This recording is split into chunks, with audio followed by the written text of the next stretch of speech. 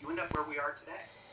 You're, Senator, one of the fascinating things about Wisconsin is, as I said, we have a long history of real transparency in our process, in our recount process, in all of our processes. So it's particularly odd here. And several of the justices on our court this last week called what the Democrats had done in the majority of the court, in the Supreme Court, as absurd and bizarre. And the reason they referred to it that way is they said, the issue here is what confidence do people have in the election process?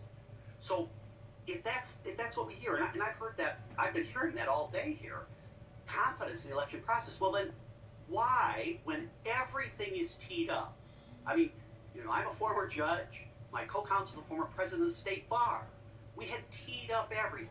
We absolutely knew the names, addresses, wards, you had exact records. And what the Biden campaign did not want the court to do is to actually address the substantive question. That's the holding of the court.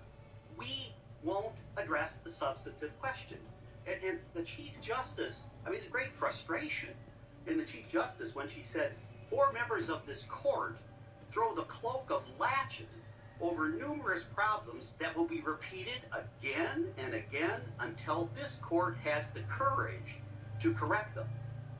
Candidly, it was all Democrat talking points. They did this make the same thing. I heard something about Justice Karofsky's comment. It was just a talking point. And I guess the frustration you hear from those of us who are serious lawyers, who have taken this seriously, is that when we pose these matters to courts, we expect them to address them. When they don't, it undermines the integrity of our system. That's what's going on here.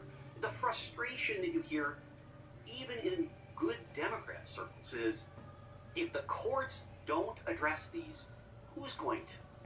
Aren't they the ultimate arbiters? There's no dispute that the election would have turned out differently in Wisconsin if, according to our allegations and according to our proofs, the court accepted those, that the election result would be different.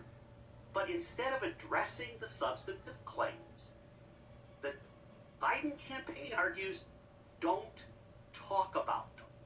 Don't address them. And that's why I thanked Senator Johnson when he first called and asked if I would talk, because if you don't inquire here in the Senate, and as Ken Starr said a minute ago, if you don't do this inquiry, there really isn't going to be any analysis, and there isn't going to be an opportunity to get the very integrity that we all want.